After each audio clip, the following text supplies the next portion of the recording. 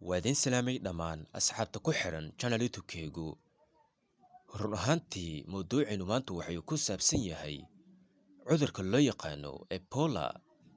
Cudurka Ebola wuxuu ka mid yahay cudurrada la xiriira qandhooyinka dhigbaxa ee keena viral hemorrhagic fevers.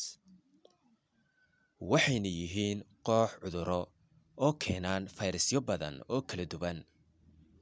Cudurradan waxay ku dhacaan qaababka xubnaha kala duwan ee jirka isla hal waqti, waxayna waxyeello u geystaan marinnada dhiigga iyo in ay saameyn u geystaan awoodda hab u socodka jirka.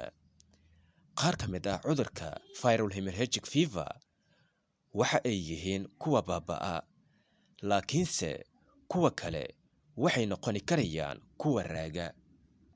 Badanaa waxay dhaliyaan dhiigbax iyo waxyaabo kale oo lagu garto. Dhiigbaxa aad buu u yaryahay in uu sababo dhimasho.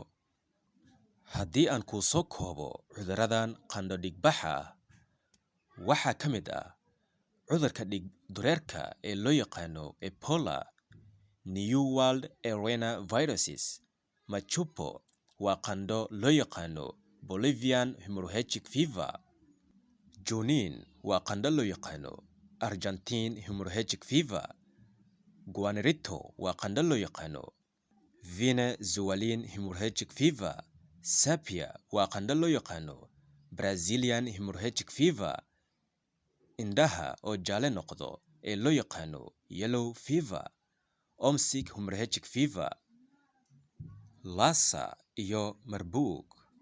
Sidee aad ku qaadi kartaa cudurradan? Sida caadiga ah, dadka waxay cudurkan viral hemorrhagic fever ka qaadaan shilinta, kaneecada ama jiirka.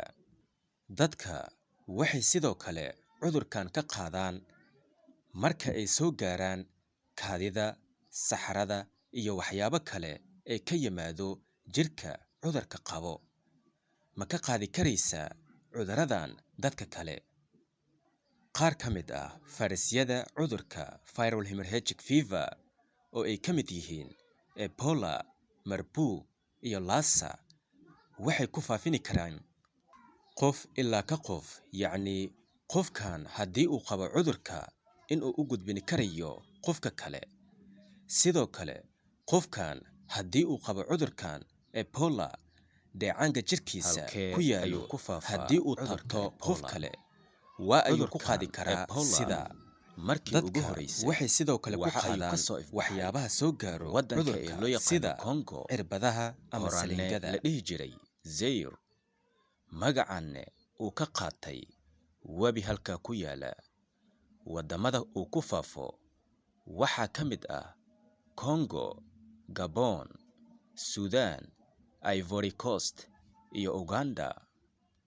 Waa maxay calaamadaha lagu garto cudurka Ebola?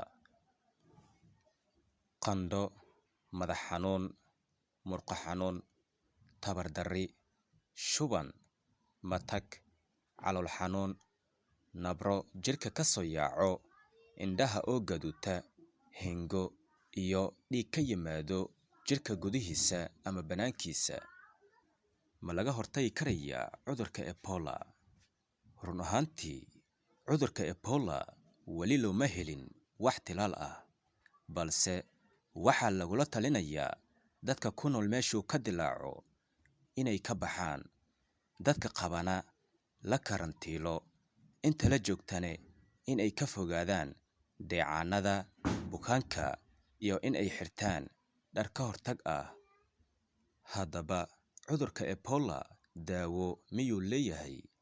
Run ahaantii, cudurka Ebola daawo ma lahan, balse dadka qaba cudurkan Ebola waxaa la siiyaa daawooyin kaalmaati ah sida fuuq-celin, cadaadiska dhiigga oo la kontaroolo, oksijiin in la siiyo iyo in laga daaweeyo infekshannada kale ee la socdo cudurka.